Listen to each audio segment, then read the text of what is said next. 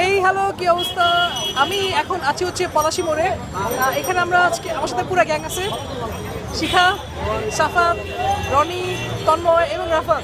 So আজকে আমরা পলাশী মোড়ে জুস খাইতে আসছি। মূলত এখানে আমরা হচ্ছে ঝালমুড়ি নুডলস খাইতে আসছিলাম, কিন্তু এখানে এগুলো পাওয়া যাচ্ছে না। সো বাধ্য হয়ে জুস খাচ্ছি। সো আমি খাচ্ছি কোল্ড কফি, সাফাত এবং শিখা এবং রাফাত খাচ্ছে হচ্ছে তেঁতুলের জুস। আচ্ছা, তেঁতুল জুস কেমন লাগতেছে বল? খুবই জুস। আচ্ছা, আমার সাথে আমি আর রনি খাচ্ছি হচ্ছে cold coffee. Roni, cold coffee কেমন লাগতেছে? অনেক মজা।